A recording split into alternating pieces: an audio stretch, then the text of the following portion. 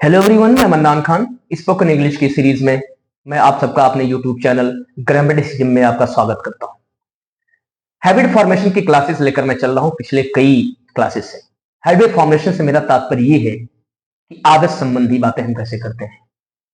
आइए हम उसी आदत शब्द का आज एनालिसिस करते हैं, अर्थात उसका विश्लेषण करते हैं और समझते हैं कि आदतों में भी कितने प्रकार की आदतें हो सकती हैं और हम उसे मौके के हिसाब से सिचुएशन को ऑब्जर्व करके कैसे बोल पाएंगे। आइए हम लिखते हैं आदत शब्द को। पहले इस आदत शब्द को हम कैटेगराइज करते हैं। एक जनरल हैबिट के अंतर्गत आएगी बातें, एक जनरल हैबिट और दूसरी आपकी होगी कांस्टेंट हैबिट्स। अब इन दोनों शब्दों को समझने से पहले हम एग्जांपल ले लेते हैं, जिसको समझने से हमें बड़ी सरलता होगी। एग्जाम्पल में क्या लिखते हैं कि वह झूठ बोलता है या वह धूम्रपान करता है। एक दूसरा सेंटेंस हिंदी में लगे हाथ लिख लेते हैं ना कि वह सदैव झूठ बोलता रहता है। इन दोनों हिंदी के स्ट्रक्चर में समझना यह है कि यहां पर सीधे ता है शब्द आया हुआ है और यहां पर रहता भी शब्द बीच में जुड़ा हुआ है। मतलब यह कि वह झूठ बोलता है, यह उसकी एक सामान्य सी आदत है, अर्थात ये सामान्य आदत है, इसमें कोई बहुत गंभीरता नहीं है। लेकिन यहां देखिए एक शब्द सदैव और एक शब्द रहता, अर्थात ये कि इस आदत में बिल्कुल भी गंभीर रूप से शामिल हो चुका है। जब भी उसे मौका मिलेगा दिन भर वो यही काम करता रहता है। अगर उसे 10 लोगों ने बात की तो 10 के 10 लोगों से वो झूठ बोलेगा।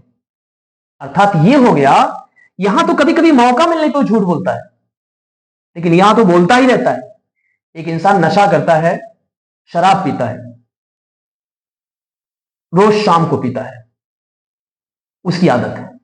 लेकिन एक इंसान सुबह से लेकर शाम तक पीता ही रहता है, इसका मतलब ये कि आदत अब उसके लिए काफी कांस्टेंट लेवल पर चली गई है, बहुत ही नित्य और बहुत ही गंभीर स्तर पर चली गई है। इन दोनों सेंटेंस को आपने बिल्कुल समझ लिया होगा। जिस तरह से हिंदी में इनके बनावट में अंतर है, उसी तरह अंग्रेजी की बनावट में भी बिल्कुल अंतर होगा। थोड़ा सा ग्रामेटिकली हम आपको समझाएंगे। लास्ट तक हमारी इस क्लास में बने रहेंगे तो निश्चित तौर पर आपको ट्रांसलेशन स्पोकन के साथ साथ थोड़ी सी ग्रामेटिकल कॉन्सेप्ट क्लियर करने के लिए जरूर फायदा मिलेगा। आइए हम लिखते हैं इसको। ये सामान्य सा है, ही टेल्स लाई, इसमें कोई कंफ्यूजन नहीं है। लेकिन यहां आप गलती मत कभी करिएगा, यहां पर ता है लगा हुआ है, यहां पे भी ता लगा हुआ है, तो इसका मतलब ये सिंपल प्रेजेंट नहीं, बिल्कुल नहीं। इसके लिए आप सिंपली लिखेंगे ही और आप फिर लिखेंगे इज, फिर लिखेंगे ऑलवेज। अब देखिए यहां पर जो बोलता शब्द है, इसके लिए आपको आईएनजी फॉर्म का प्रयोग करना पड़ेगा। आपको कुछ देर के लिए लगेगा यार ऐसा कहां होता है। ऐसा इसलिए होता है ना क्योंकि इसमें कंटिन्यूटी दिखाई जा रही है, काम जारी है। सुबह शुरू किया, शाम तक यही काम उसका जारी है। अर्थात ये कि जब कोई काम जारी होने लगे तो आप जानते हैं कि प्रेजेंट कंटिन्यूअस की तरह उसमें आईएनजी फॉर्म का जरूरत पड़ने लगती है। ये रीजन है इसका, ये ग्रामेटिकल कॉन्सेप्ट इसके बिहाइंड अंडरस्टूड है। आईएनजी क्यों लग रहा है? क्योंकि सुबह बोल के चुप नहीं हुआ, वो कंटिन्यू बोल रहा है, बोलता ही रहता है, कंटिन्यूटी वहां दिखाई जा रही है। इसलिए यहां पर आईएनजी फॉर्म लगेंगे, he is always telling a लाई।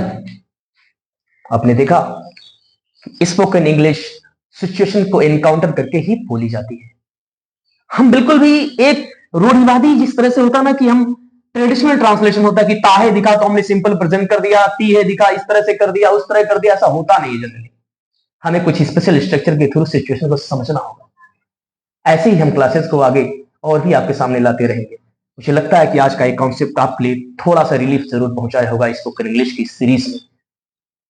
अगर आपको क्लासेस अच्छी लगती हैं तो जरूर इस पर अपने कमेंट से और अपने फीडबैक से हमें जरूर अवगत कराएं। Thanks for watching my class.